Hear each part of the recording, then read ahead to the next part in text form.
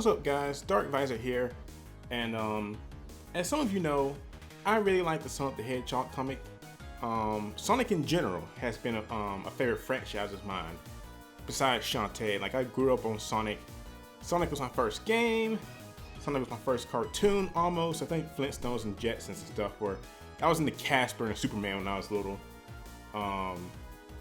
But yeah, I love Sonic. I watched the cartoon, I collected the DVDs, the OVA movie when it first came out before everybody found out about it, the comics, the art, the Saturday morning cartoons, both versions. I collected the toys, all that good stuff. And something I wanted to do for a while now is to like review the comics, and since IDW has started a new series and they're not too far along, they're on issue 17 right now, I kind of want to do reviews of what I think about each issue as they come out, kind of when I can keep up with it, because I really like the Archie comics, but I felt they went down in quality towards the end.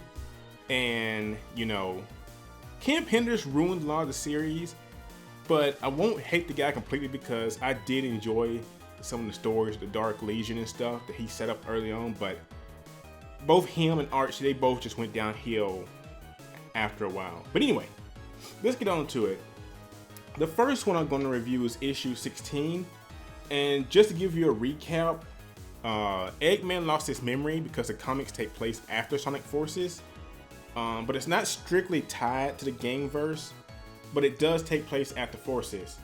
And Eggman lost his memory and became known as Mr. Tinker. You know, he was helping villagers because he was, at first it made you think that he was actually still evil, but he actually like legitimately lost his memory and was actually good.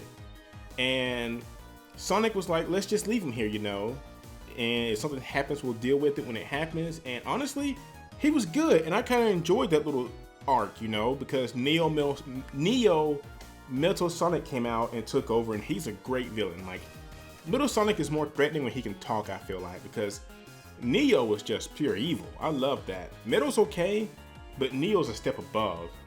And skip a few bits, the fight they have with Neo, Eggman is found again by a character named Dr. Starline. He is a aspiring villain, and Eggman is his hero. He found Eggman and basically shocked him, used shock therapy to bring him back to his original self. And Metal Sonic was finally the last gear to jog his memories back up, and now we're at where we're at in the story, with Eggman back pure evil, Starline as his apprentice, sort of sidekick in a way, kinda. Yeah. And what Eggman has done the last few comics, he's made this virus. It's a metal virus, and you can think of it like a zombie plague almost, except when you're affected by it, there are not, like in the old comics, there was Eggman could turn animals into robots by, you know, robotization, but this is a new twist on it where it's actually a virus and it infects organic things. So if you get touched by it, you're going to get infected. You can't stop it. It's, from what we know so far, you can't stop it. No matter how much is on you, you will get infected, but the more that's poured onto you, the faster it takes over your body. And it turns you into like this gel-like creature, because it shows Sonic actually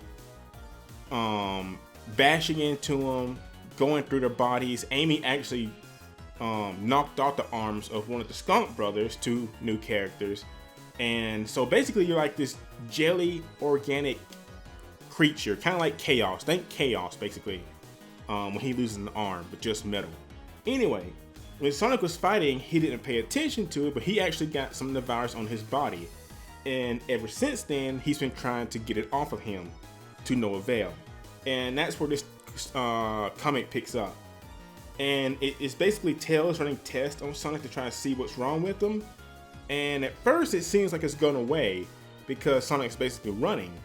And, you know, Tangle, a new character, also shows up, and she's just inquiring what's going on. And Sonic basically just tells her, you know, yeah, Eggman has this new virus, he's evil again, we gotta do something about it. But Sonic finds out that the virus is still on him, and it only goes, he can't get rid of it now, but it only goes away when he's actually running. So he has to continuously run to keep the virus in check, basically. So, he's basically running across the planet trying to keep everybody else safe from himself while trying to stop Eggman. Eggman launches a miniature arc, if you remember what that is, from Sonic Adventure 2. Probably not as much power as the original, but anyway, he and Starline basically launched his ship and he's gonna dump the virus across the planet. And the first place he starts off is the village that originally helped him. And he infects everybody in the village, which was really awesome to see. And this comic is awesome because the reason it's so great is it's not holding back on the story. And even going into somewhat dark territory, nothing too dark now. Not like the Archie Wars and all that stuff, but it's getting there. It shows them infecting kids. It shows a mom and a daughter in a house, I believe it's a daughter, it could be a son. I want to say daughter though, from the eyelash. But it shows them break into their house and basically infect them. It shows them affecting the mom. It shows them taking the kid and affecting the kid. And eventually the whole village is taken over. And Eggman sends them out into the world because he can't make enough virus to basically just dump on the whole world. So what he's doing is hitting several key locations across the planet and then getting the virus to spread itself, basically. And it works. They go out infecting everything. And it's just awesome to see that, because I like when Eggman's like this, when he's twisted evil. He can be funny, like he is in the game sometimes, but I prefer it when Eggman is actually more evil than comedy, which sometimes Sega has a hard time writing. Sega's writing is bad at times. They can't tell a good story to save their lives sometimes. Sonic Forces would have been good if they stuck to the original vision where it was going to be this dark war story. Instead, it's Sonic's been captured. What's he doing?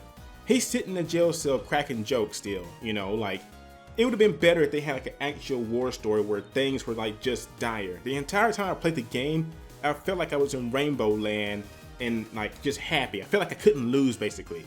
I want to, in a game, in a story like that, I want to be on your last plank. I want this to be it. I don't want to feel like I'm winning. I want to come back and win, But Eggman sends them out into the world to infect other people. And during this, Sonic is still trying to run around to keep the virus in check, and he's trying to figure a way to not infect his friends. And it's pretty sweet too, because the comic actually ties into two games you didn't think they would.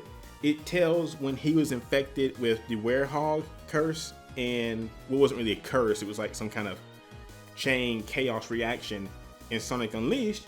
And it also showed him when he was infected with the curse in Sonic and the Secret Rings, the flame curse, and it basically says, he's telling himself, hey, I beat both of those, I can beat this. But from what we know, it just shows Sonic running off. And Eggman sends out the zombies from the first village he was in, he sends them out to the world, and he's infect everything, basically. And I'm guessing they listen to him because he's since it's his virus, it's kind of I said, robotization, where they listen to just him. But it's still sweet to see the virus take hold of this village, though. Seriously, all these people who literally trusted Eggman, even though they knew he was evil, but the fact that he was good for a time and helped some of these kids and families in the village, to see him come back and infect them of all people first was just twisted. That was just great. But anyway, the comic ends. It shows a Fleeky in a tree. Fleeky's are those little birds in a tree sleeping at night, and the virus is actually creeping up the tree. And by morning, he's infected too, and he wakes up and flies off into the city. There's a city near him he flies into. So like I said, it's showing this virus spread any and every way it can. And it's a fact, this virus going to the city is going to be started by a Fleeky, which is that's so creepy. A caterpillar could spread this thing on a mass scale, and you wouldn't know it, But it basically ends with that Fleeky flying to the village and Sonic, speeding away, trying to figure out what is he gonna do about his virus and Eggman, And honestly, it's a pretty good comic. Not comic, I'm sorry. It's a pretty good issue. both in terms of it shows how twisted Eggman is. I'm loving Starline. Like, I hope he gets a bigger role, and he's trying to learn through Eggman. But I'm learning that he literally treats Eggman as a hero. Like, he is like Tails is a Sonic. Like, he sees Eggman as his hero, and he wants to be like him. And to see these two working together to do this to people is just awesome.